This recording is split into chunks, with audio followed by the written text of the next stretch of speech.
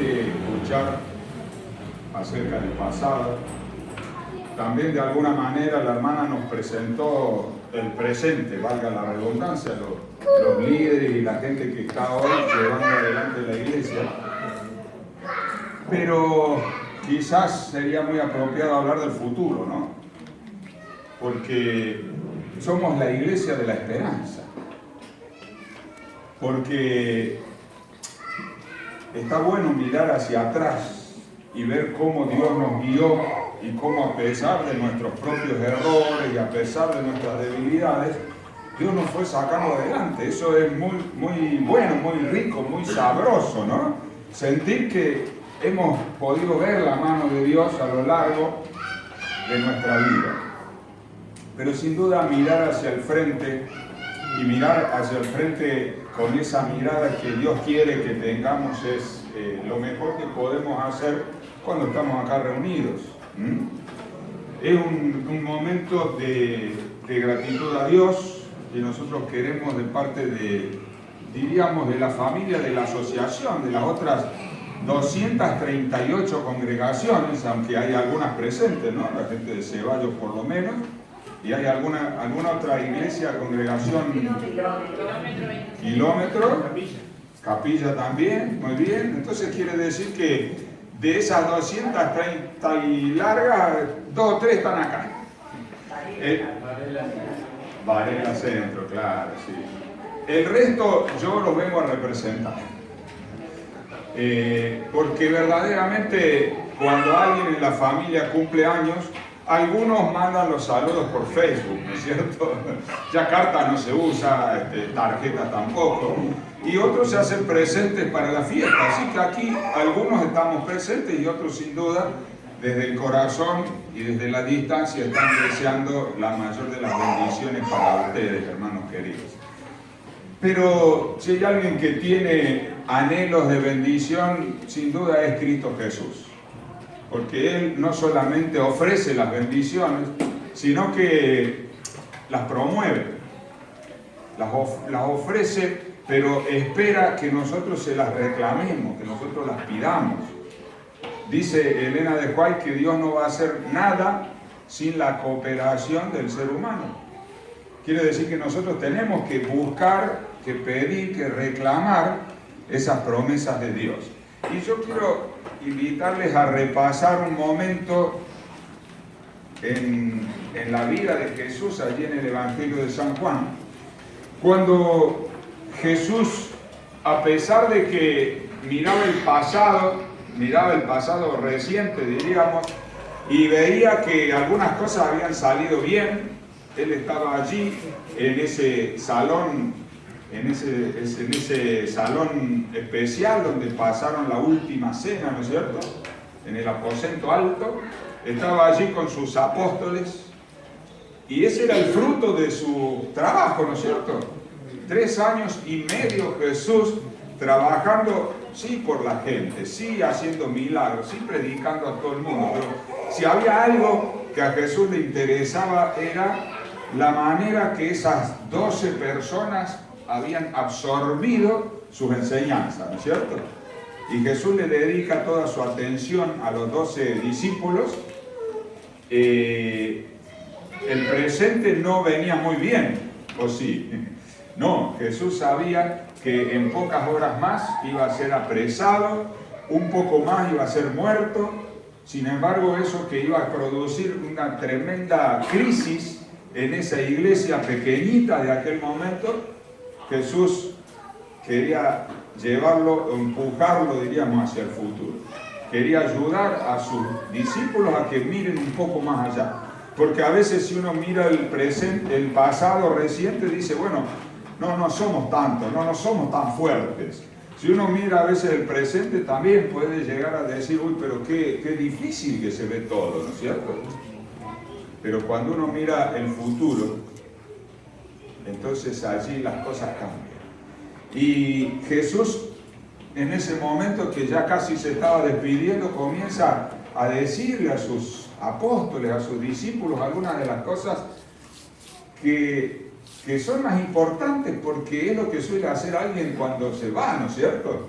dejar su legado, dejar lo más importante, lo más valioso que puede dejar, que es una visión de cómo son las cosas. Y era Dios, era Jesús hablando a sus discípulos y diciéndoles cosas como: está bien, yo me voy, pero a ustedes les conviene que yo me vaya, dice Jesús, porque cuando yo me vaya yo voy a enviar a otro consolador, voy a enviar al Espíritu Santo, que va a estar con ustedes todo el tiempo hasta que yo regrese, que va a guiar y que va a dirigir los pasos de su pueblo para que ese pueblo pudiera madurar, crecer y estar listo para recibir a Jesús en el momento de su regreso.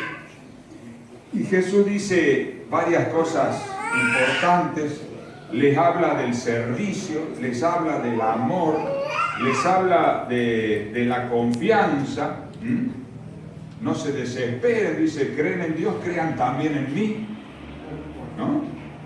Hay un lugar donde yo voy a un lugar que yo voy a preparar para venir a buscarlos. Jesús les dice: la paz os dejo, mi paz os doy, no como el mundo la da, es una paz diferente. Y luego, interesante, cuando Jesús termina en el capítulo 16, al final dice: bueno, en el mundo van a tener aflicciones, pero confíen, ¿no? Dice el último versículo, precisamente, capítulo 16, versículo 33. Jesús dice: en resumen, estas cosas yo les he hablado para que en mí tengan paz. En el mundo tendrán aflicción, pero confiad, yo he vencido al mundo. El resumen es la nota triunfal de un Dios que, a pesar de que iba a pasar en pocos momentos más, diríamos, por el látigo, por los insultos, por las bofetadas, por la corona de espinas, por la cruz, él sabía que en la disposición de él de servir a Dios estaba la victoria. Y entonces es interesante, pero de una manera tan natural como estamos hablando nosotros, porque eso es lo que hacía Jesús, él hablándole en ese momento a sus apóstoles, a sus discípulos.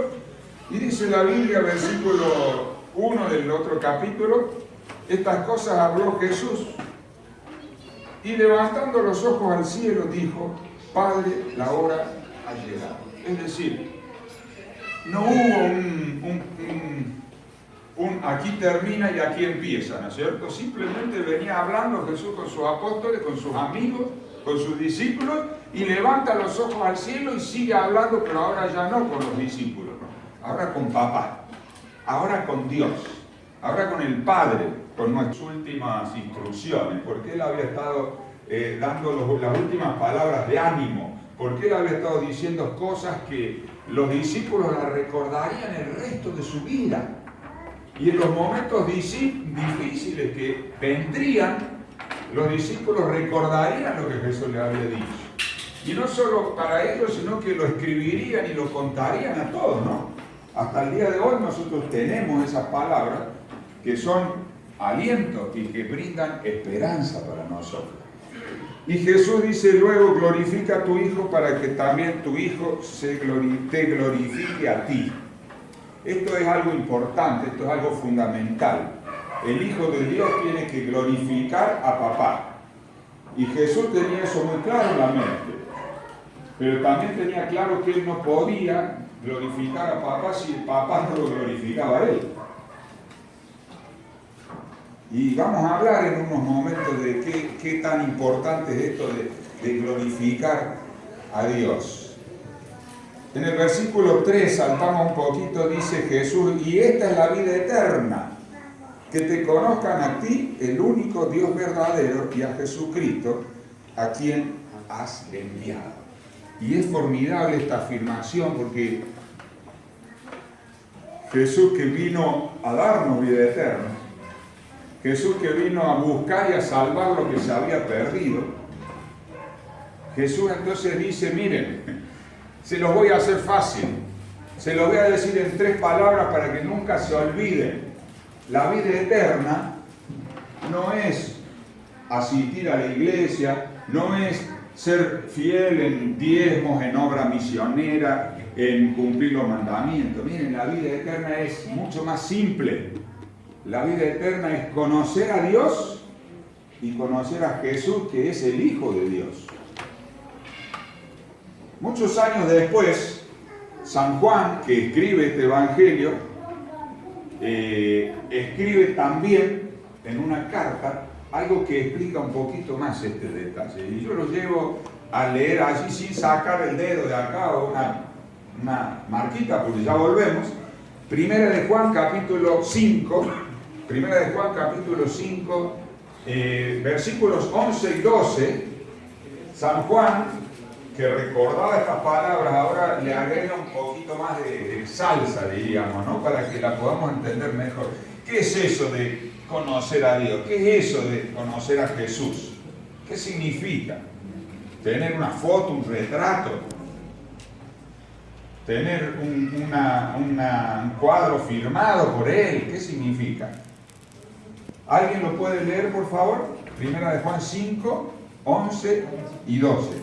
Y este es el testimonio, que Dios nos ha dado vida eterna, y esta vida eterna está en su Hijo. El que tiene al Hijo tiene la vida, el que no tiene al Hijo de Dios no tiene la vida. O sea, Juan había sido testigo. Juan había estado ese momento y todos esos 3 años y medio junto a Jesús. Y Juan les dice a sus ovejas, diríamos, a sus amigos cristianos, les dice: miren, yo fui testigo y yo les doy testimonio de cómo es la cosa. La vida eterna está en Cristo. Y entonces él aclara cómo es el asunto. El que tiene al Hijo, tiene la vida. El que no tiene al Hijo de Dios, no tiene la vida. La pregunta importante hoy sería: ¿cómo uno tiene a una persona? ¿Qué les parece? ¿Qué les parece? Yo no sé, algunos los veo sentados de a dos, me imagino que es porque se conocen, ¿no? Ustedes dos ahí. ¿Cómo se tiene a la persona? O sea, ¿cómo uno tiene a alguien? ¿Qué lo ata? Te vas a trabajar y la dejas atada a la pata de la cama. ¿Qué hacemos? ¿Cerrar la puerta con llave? Porque yo quiero tener la seguridad que cuando vuelvo del trabajo la encuentro a mi esposa, ¿no? O ella quiere tener la seguridad de que yo vuelva, me voy, salgo a trabajar y volverá o no volverá. O sea, ¿cómo uno tiene a una persona? ¿Qué les parece? ¿Cómo se hace para tener la seguridad de que esa persona va a volver, no? El afecto. ¿Cómo se hace? Pedirle a Dios. Sí, la verdad es que hay que pedirle a Dios también. Pero la relación, la confianza. Demostrarle con hechos el afecto que tiene a esa persona. Claro, todo eso, todo lo que han dicho. O sea, uno lo que tiene que hacer es crear una relación. O sea, yo tengo que de alguna manera atender a mi esposa de forma tal que no espere a ningún otro, que me espere a mí. Y vos, varón, tenés que atender, cuidar, amar a tu esposa de forma tal que no se le ocurra ir a buscar a otro. Porque es eso lo que hace que las personas estén ligadas. Se llama amor, pero el amor también se llama, como ustedes dijeron, servicio, hacer a la otra persona feliz, ayudarla, que haya confianza, que haya unidad. Entonces, de eso se trata. La vida eterna se fundamenta en nuestra unidad con Cristo, en conocer a Jesús. Y el conocer tiene que ver, o sea, el amor se demuestra con actos, ya lo dijeron padres también. Y actos que hagan sentir a la otra persona como amada. Yo me siento amado cuando mi esposa me hace alguna de mis comiditas preferidas. Yo la veo cuando ella empieza a picar papas así finitas, ella me las prepara, le da un medio hervor y después las pone al hornito y me hace esas papas. Me encantan las papas al horno con así buena buena sazón, ¿no es cierto? Ajito y otras cosas. Y ella me está mostrando así que me ama, pero ¿saben qué? Me está mostrando que me conoce, porque ella sabe lo que a mí me gusta. Claro, de eso se trata. Y Dios se tiene de esa misma manera. Dios se tiene conociéndolo, sabiendo lo que a Dios le gusta y haciendo lo que a Dios le gusta. ¿Sí o no? Eso es. Ahora, vos tenés a Jesús, porque tener a Jesús, eso es la vida eterna. Tener a Jesús. Fíjense ustedes, todas las parábolas que Jesús fue diciendo en distintos momentos relacionadas con el juicio. Ustedes saben, el juicio es el que separa a las personas en dos grupos. Un grupo son los salvados, el otro grupo son los que se pierden. Y a los que se pierden Jesús le decía frecuentemente, o los simbolizaba de tal forma, ¿no? ¿Se acuerdan las 10 vírgenes? Les dice, miren, yo no las conozco. No las conozco. Y ese es el mensaje. O sea, Dios va a rechazar de la eternidad a lo que Él no conoce. No es que no nos conozca, nos conoce demasiado bien. Está hablando de que no hay relación, o sea, ¿a qué venimos a hacer acá si vos en realidad nunca me hablaste y hoy me venía a hablar? ¿Pasa o no pasa? No tenemos amigos así que aparecen cada 6 meses a pedirnos plata. Sí, pero escúchame, nunca me hablás y vos me venís hoy a hablar porque, claro, porque necesitas.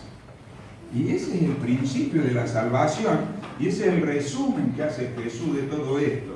Por eso Jesús explica eso. Miren, la salvación no es portarnos bien, la salvación es ser amigos de Dios, estar en comunión con Dios permanentemente, caminar con Jesús, con Dios, y cuando Dios venga a buscar a los suyos, y bueno, yo estoy entre esos. Sencillo, ¿no? Pero vamos a ir un poquito más. Dice el versículo 4 al final, bueno, dice, yo te he glorificado en la tierra, ¿no? De nuevo menciona esto de glorificar a Dios. Y dice Jesús, he acabado la obra que me diste que hiciese. Es interesante, ¿no?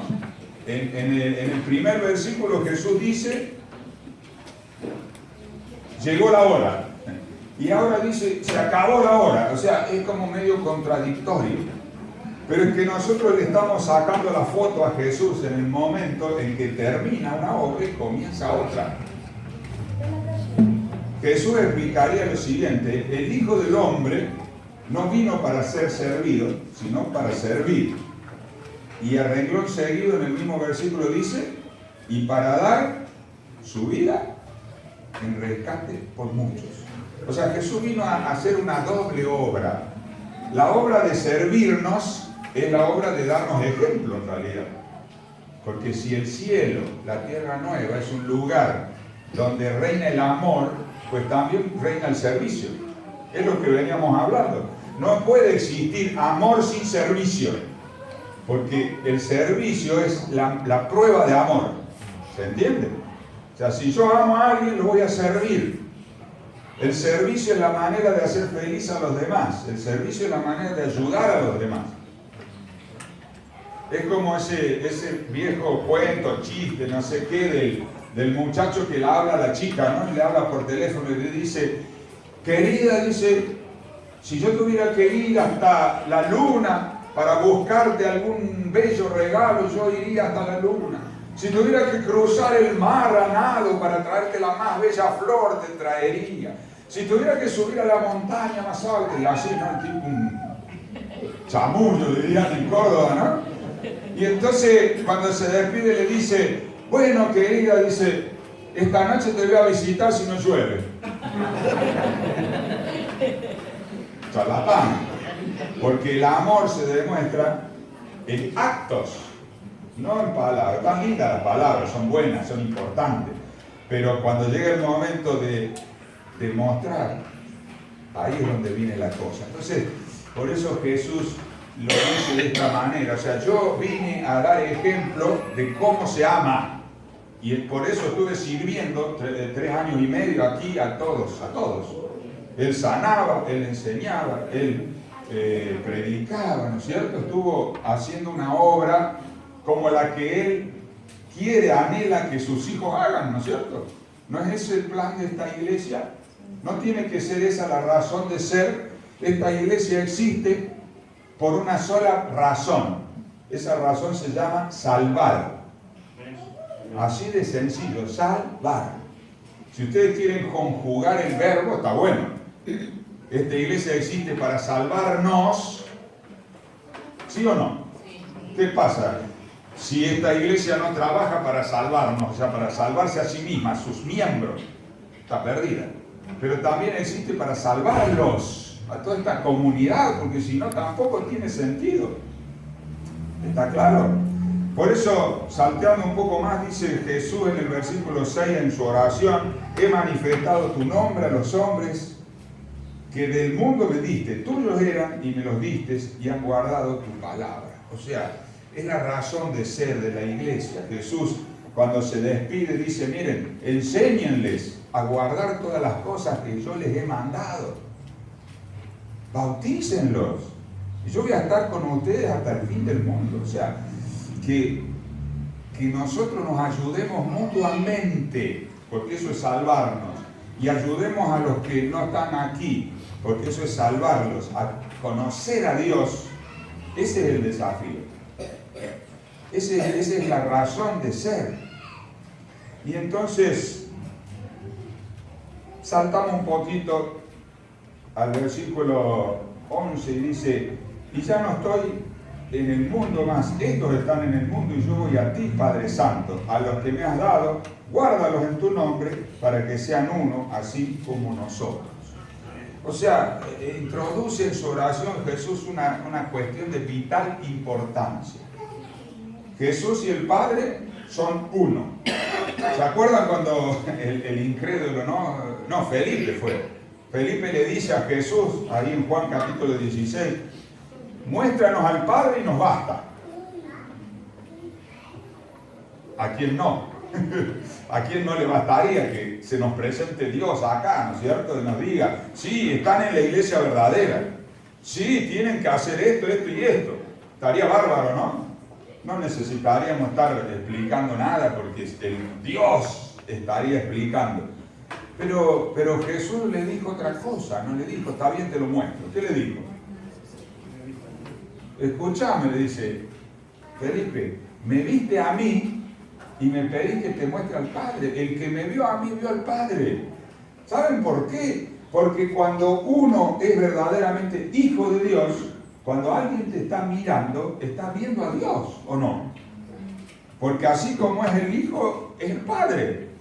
Y ese es el gran desafío de la iglesia de Cristo. Vivir como Jesús, actuar como Jesús, como Dios. ¿Por qué? Porque entonces la gente que nos mire va a poder ver a Dios. ¡Qué privilegio!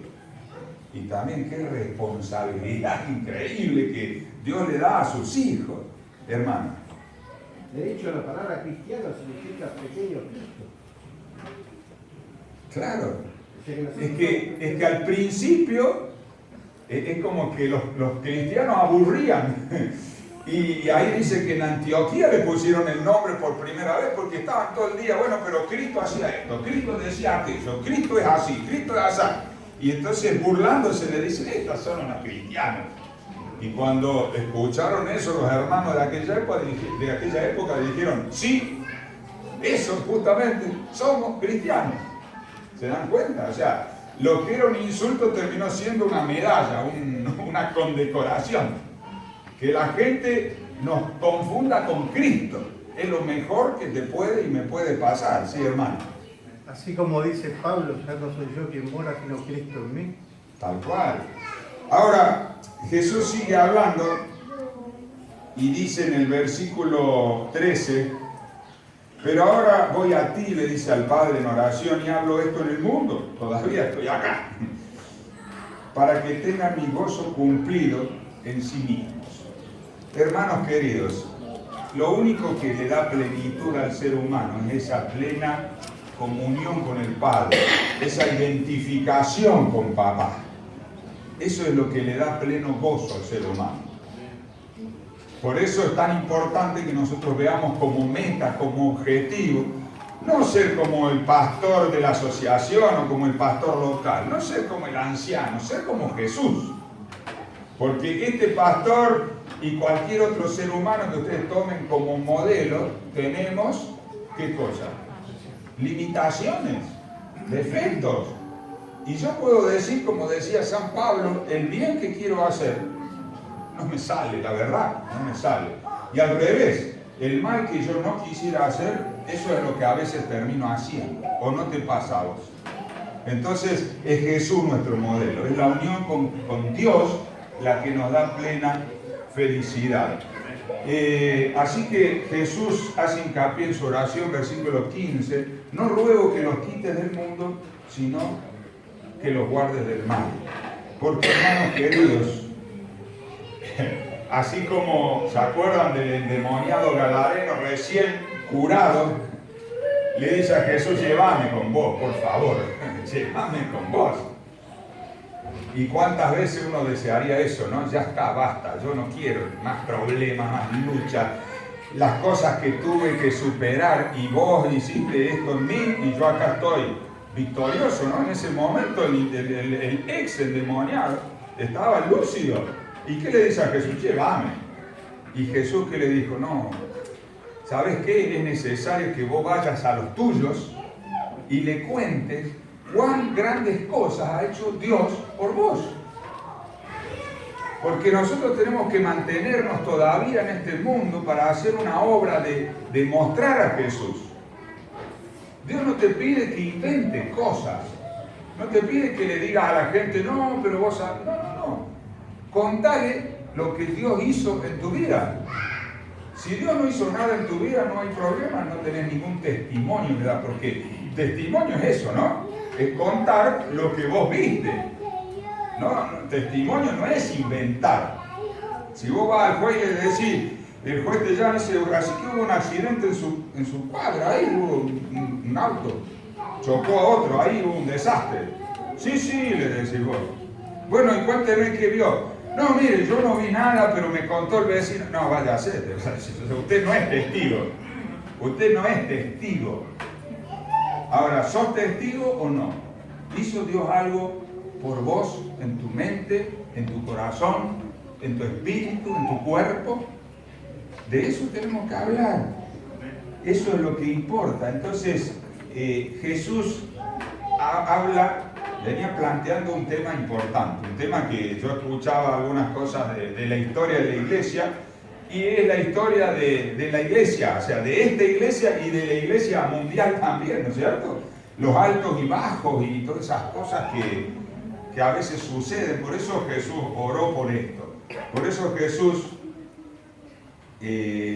habla de que debíamos ser guardados en unidad como Él y el Padre, ¿no? Y entonces Jesús presenta, versículo 17, santifícalos en tu verdad, tu palabra es verdad. Es decir, este es uno de los secretos de la unidad. Nosotros no estamos unidos acá con los colores de una camiseta. No estamos unidos acá con los colores de una bandera política. No estamos unidos acá con, no sé, por medio de una profesión o por medio de una nacionalidad. Estamos unidos en la palabra de Dios. Porque aquí nosotros amamos la Biblia. Aquí nosotros le damos en nuestra vida el papel de guía, de autoridad a la palabra de Dios. Y tenemos que regir nuestra vida por la Biblia, ¿o no? Tenemos más cosas, gracias a Dios, esta es una iglesia unida en la palabra. Hay cosas que quizá la palabra no explica, pero Dios tuvo en su amor la bondad de darnos consejos extras a través de Elena de White. Pero aún ahí todavía no está todo, ¿no es cierto? Entonces también Dios dirige su iglesia y la iglesia escribe, entre todos los hermanos del mundo, escribe un manual de iglesia.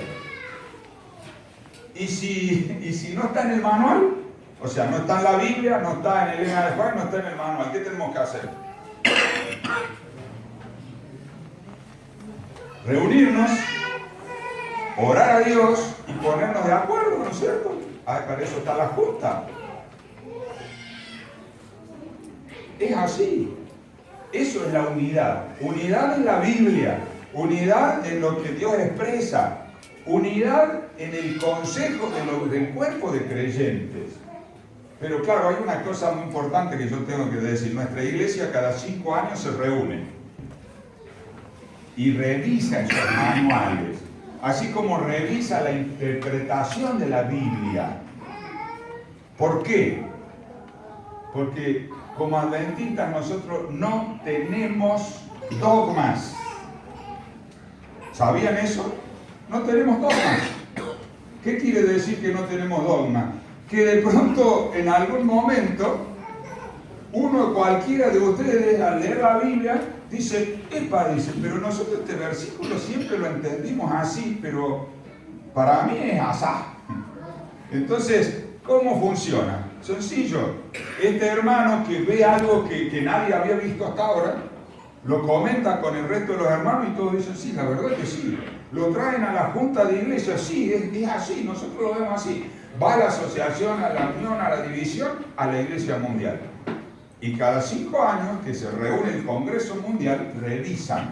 Y llegan a la revisión docenas de posturas que nacieron en una cabecita, como la tuya, pero que llegaron a la iglesia mundial.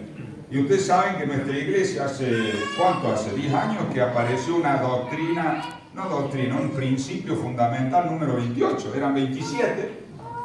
¿Por qué? Porque la Biblia enseña esto, lo que se llama revelación progresiva, o verlo de otra forma. Dios no está mudo. ¿Entendieron? Dios no está mudo. Quiere decir que Dios todavía puede hablarnos. No es que Dios va a cambiar la Biblia.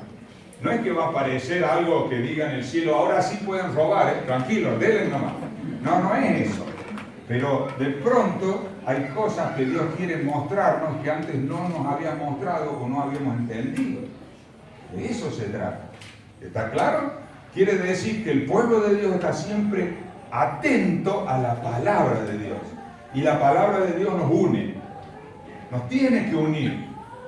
Porque yo no puedo salir con que, no, pero para mí la Biblia dice esto. Y todos los hermanos me dicen a mí, no, pero escúchame, mirá que dice esto otro. No me importa. Yo agarro y abro otra iglesia, ahora listo. ¿Cuántas iglesias nacen por eso? Porque así no es la cosa. Porque el Espíritu Santo, si te habla a vos, me habla a mí también. Y tenemos que poder entendernos y acordar algo. Lo otro se llama presunción, lo otro se llama, no sé, casi diría ser cabeza dura, ¿no? Como iglesia estamos pendientes de lo que Dios dice y eso nos tiene que unir. Dice el versículo 20, y eso me encanta, mas no ruego solamente por estos, sino también por los que han de creer en mí por la palabra de ellos. O sea, Jesús estaba orando por la iglesia de Santa Mónica. ¿Sí o no? Villa Mónica. Buena, Villa, Santa, que miren, hoy me han tenido de una villa a la otra, me andan moviendo, me confunden. Grandes como pequeñas estancias y la villa fulana, villa Claro. y le quedó en lugares No de las villas más nuevas, digamos, son de las antiguas. No, de esas antiguas, como pequeñas iglesias. Está bien, no se ofenda, hermano. Bueno, pero... Una vez vive cerca de la villa, no, pero es que Varela se sigue llamando Villa a la Antigua. Yo no vivo cerca, vivo en una villa. Pero Jesús, en aquel momento que estaba despidiéndose de sus apóstoles, que estaba orando al Padre por ellos, y ahora le dice al Padre, no te pido solamente por ellos, que son mi esperanza, que son la raíz de esta iglesia, o sea, yo me voy. Si estos dos se fallan, no hay iglesia. No había replay, dirían ahora, ¿no es cierto? No había una segunda vida como en los jueguitos, no. Si los apóstoles fallaban, no había iglesia.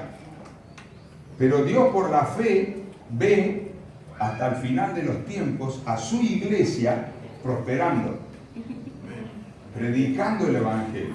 Personas sentadas en estos bancos, ya no me animo ni a hablar, ¿no? 24 de septiembre del 2016, Jesús por la fe está yendo a la muerte porque te ve a vos sentado aquí en esta tarde, ¿o no? Él sabía que su sacrificio no iba a ser en vano. Entonces, eso es la oración de Jesús. Yo te pido por esa gente que, como una larga cadena, eslabón tras eslabón, iba a ir pasando el mensaje de la salvación de generación en generación hasta que venga Cristo. No sé cuántos faltan, no sé cuántos eslabones siguen después del tuyo, del mío, ¿no es cierto? Yo ya casi soy un eslabón que está pasando. Algunos de ustedes son un eslabón que recién se está por enhebrar, ¿no es cierto? Están entrando. Pero hasta que venga Cristo, se irán agregando eslabones de salvación. Qué hermoso, ¿no? Y nosotros somos parte de eso.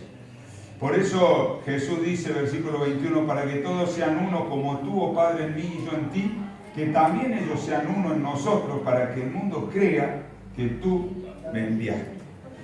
Y por eso yo puedo entender el dolor del que hablaba el hermano, la vergüenza de una iglesia que demuestra que es iglesia de Cristo justamente por su unidad, una iglesia desunida. Es un contrasentido, no podés decir iglesia desunida. Es como que no puede existir.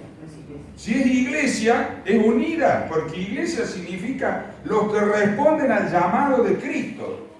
En la Biblia, la expresión siempre es Ecclesia tou theos o Ecclesia tou kyrios, o sea, la iglesia de Dios, la iglesia de Cristo. ¿Y qué significa? Significa los llamados de Dios que respondieron al llamado. O sea, es la asamblea de los que se reunieron en nombre de Dios. Entonces, no puede haber una iglesia desunida. Literalmente no es iglesia. Es así de simple. Por eso Jesús dice, mirá, la unidad es tan importante que la gente no va a creer en vos si esta iglesia no está unida. ¿Verdad o mentira? ¿Verdad? ¿Verdad? Claro que sí. Por eso dice versículo 22, la gloria que me diste yo les he dado para que sean uno, así como nosotros somos uno. Y vuelve a aparecer este tema de la gloria, ¿no? La gloria de Dios es el carácter de Dios. Y en realidad eso es lo que demuestra que vos sos hijo de Dios, tu carácter. Entre los seres humanos, yo les podría mostrar una foto de mis hijos y los miran y dicen, este es hijo de Raúl. Son muy parecidos, tienen un corte de cara, también se parecen a la mamá, ¿no? Por favor. Pero lamentablemente esta zona es muy parecida, los ojos, la nariz, son muy característicos, digamos. Entonces, cualquiera que nos ve juntos dice, no, esto, uno salió del otro, clarísimo. Es así. Ahora, ¿somos parecidos a Dios en qué? Si somos todos distintos de cara, ¿en qué somos parecidos a Dios? Bueno, en nuestro carácter, en nuestra manera de afrontar las cosas, en nuestra manera de tratar a los demás. El carácter de Dios que tiene que ser reflejado en sus hijos, porque los hijos son parecidos a su padre, a su madre. Eso es lo que nos identifica. Es tan importante esto que Elena de White, al entender el asunto de la segunda venida, dice algo parecido a esto. Dios, es decir, hasta que, disculpen porque como a mí se me está ocurriendo decir esto, no tengo la cita acá, me vino. Déjenme recordar un segundo. Recién, cuando la mayor parte de la iglesia refleje el carácter de Cristo, Jesús va a venir a reclamarla como suya. ¿Sí o no, pastor? ¿Más o menos está? Más o menos, no son las palabras quizás exactas, pero esa es la idea. O sea, Jesús no puede venir a buscarnos porque cuando Él venga a buscarnos y diga, estos son todos míos, el diablo va a decir, ¿esos tuyos? ¿De dónde? Porque no estamos reflejando su carácter. Tenemos que ser la imagen de Dios en esta tierra. Cuando la gente nos mire, tendría que poder ver a Dios. No en potencia, no en poder, pero sí en carácter. Sí en carácter.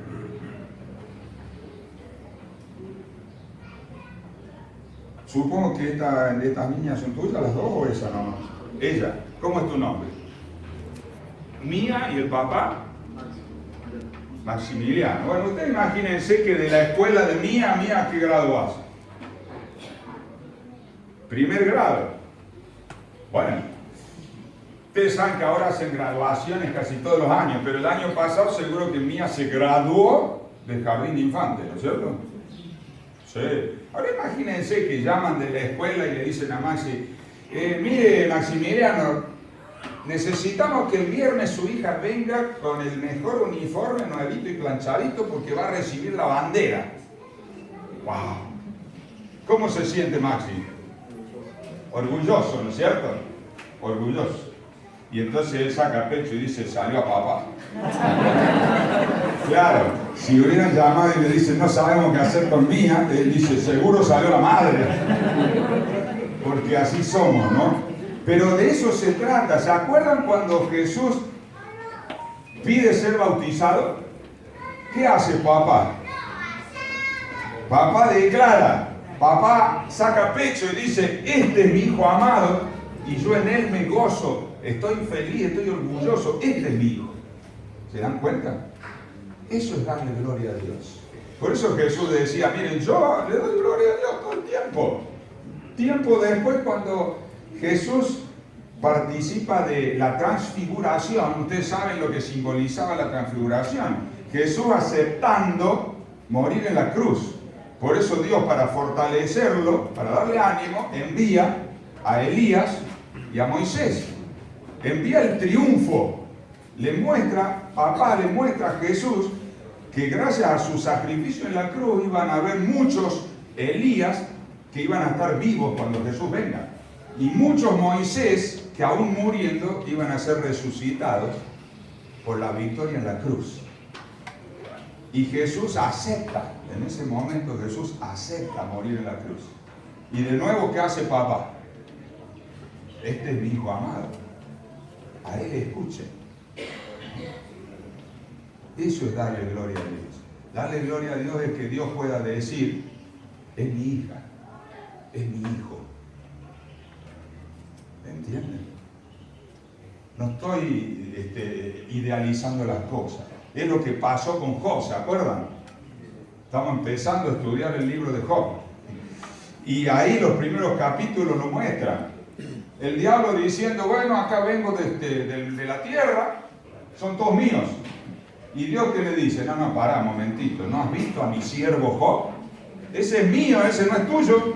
Y el diablo que dice, Job tuyo, deja que le dé un par de sopapos, va a ver cómo maldice en tu propia cara y te abandona.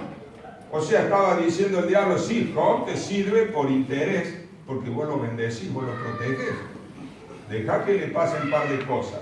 Y bueno, ustedes saben el fin de la historia. Job dice, aunque entendía mal, dice, si Dios me bendijo y ahora Dios me manda cosas malas, es Dios. No lo maldice a Dios. No aceptaremos lo malo cuando tantas veces aceptamos lo bueno. No entendía, él pensaba que Dios era el que le mandaba los problemas, y era el diablo. Pero de todas maneras, él sigue fiel a Dios. Y ese es el desafío del Hijo de Dios. Mostrar a este mundo que no conoce a Dios, cómo es Dios. ¿A través de qué? De nuestros actos, de nuestras palabras, de nuestra vida. Eso es darle gloria a Dios, es que pueda Dios decir, este es mi hijo, ¿no?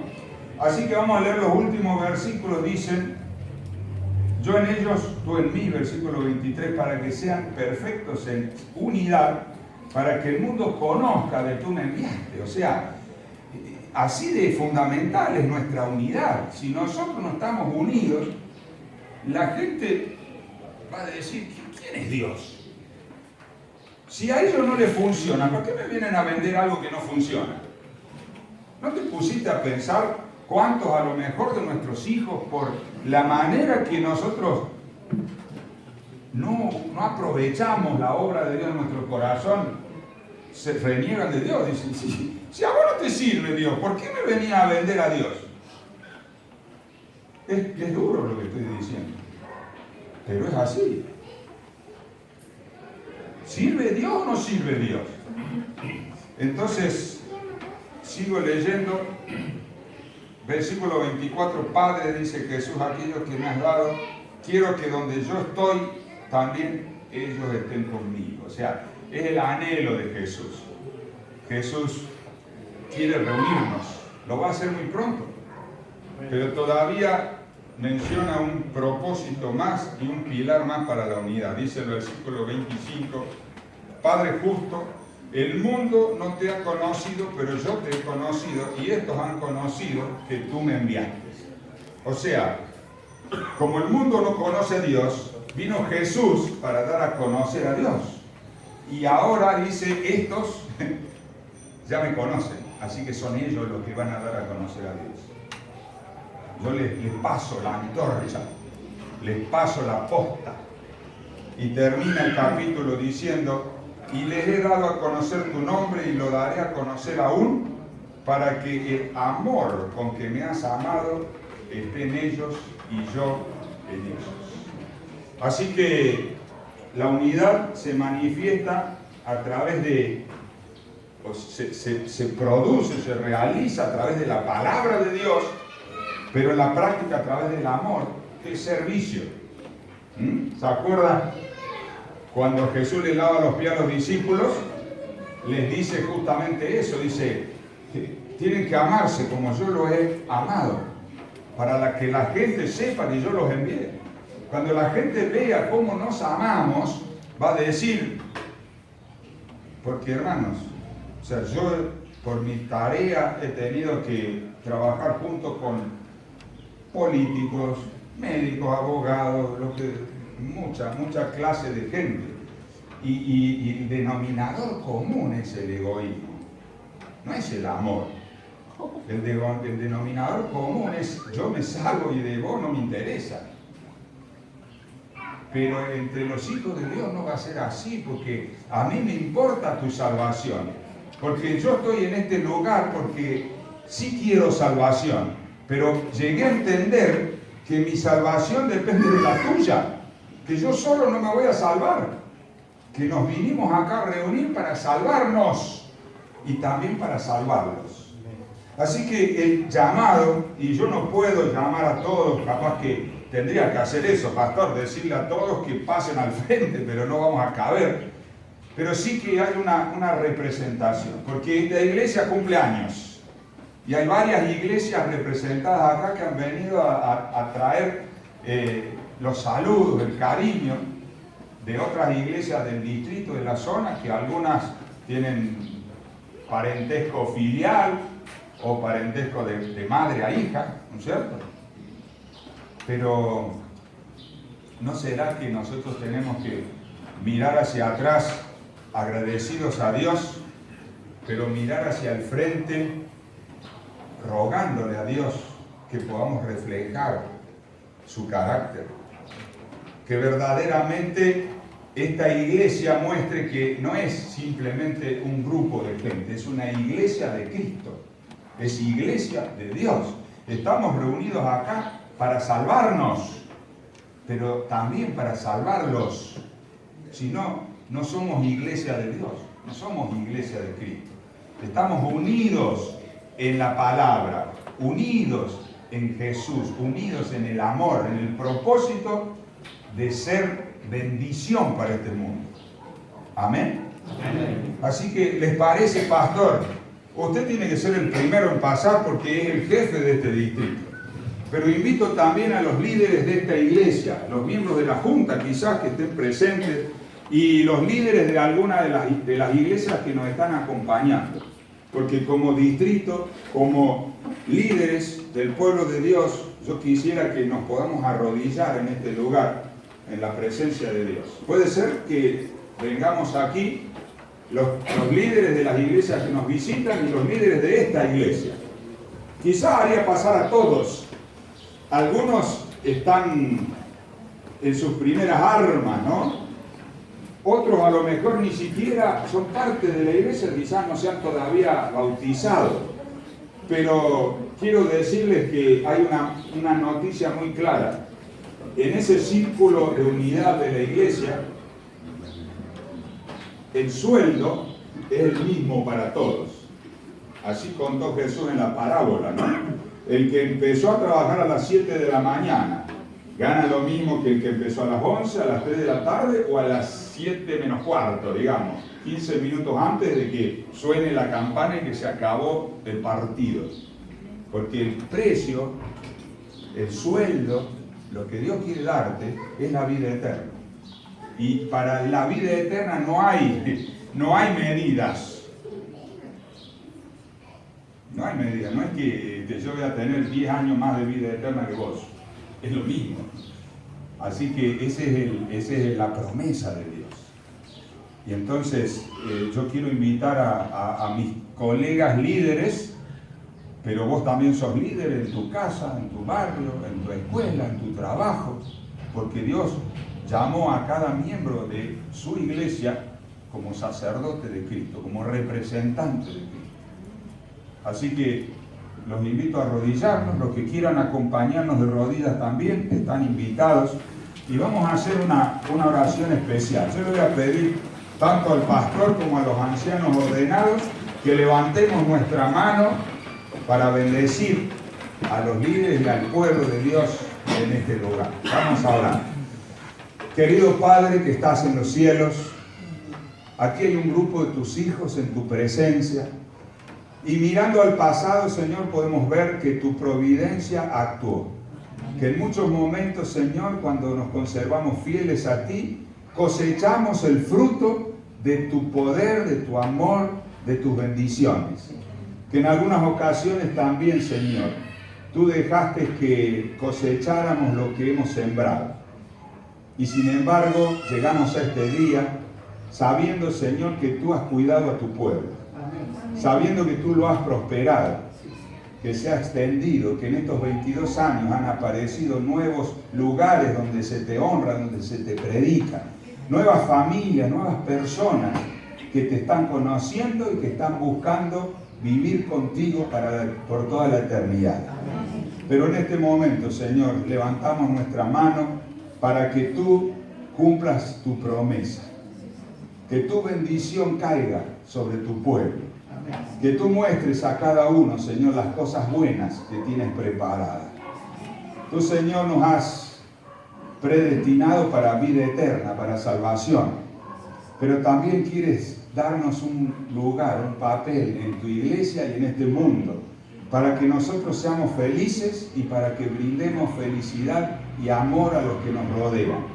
Para que brillemos, Señor, como una joya pulida por Jesús, para que tú, Señor, nos quites nuestras asperezas y permitas surgir el brillo del amor, el brillo de un buen carácter cristiano en cada uno de nosotros. Señor, extendemos esta mano, el símbolo de tu presencia en cada corazón, porque confiamos en ti y lo pedimos en el nombre de Cristo Jesús. Amén y amén.